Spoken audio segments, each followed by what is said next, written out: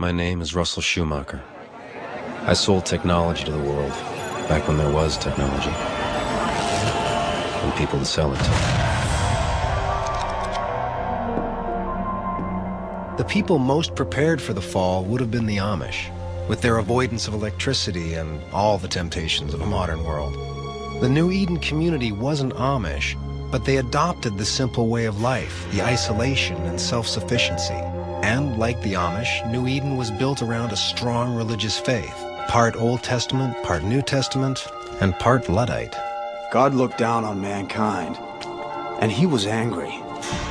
We took our faith from him and put it in technology, a false idol.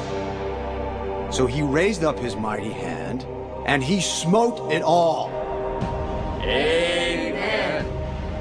JD believed the fall was Judgment Day, end times.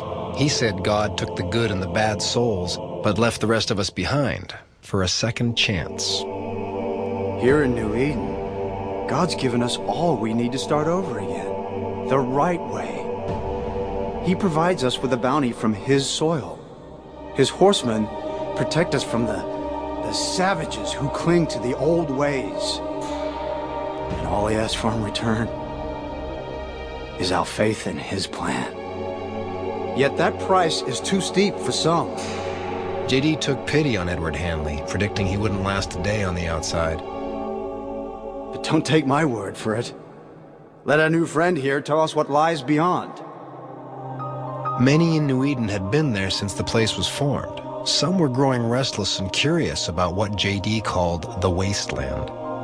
JD told me not to pull punches, said his flock deserved the truth, so I gave it to them, gory details and all.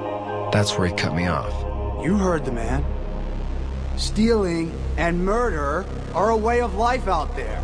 I tried to explain that there were still good people out there, people trying to restore order, learn from our mistakes.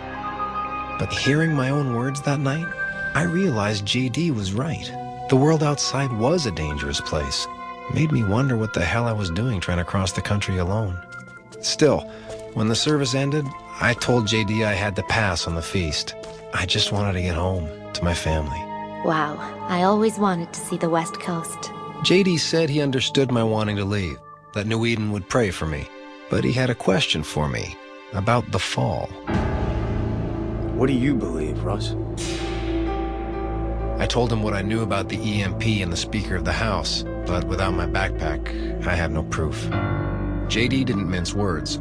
He said I was wrong. What happened was not the man-made disaster I'd come to believe. It was divine intervention.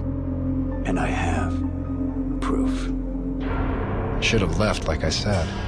But I wasn't so different from those in New Eden. Part of me wanted to believe a simpler truth like they did.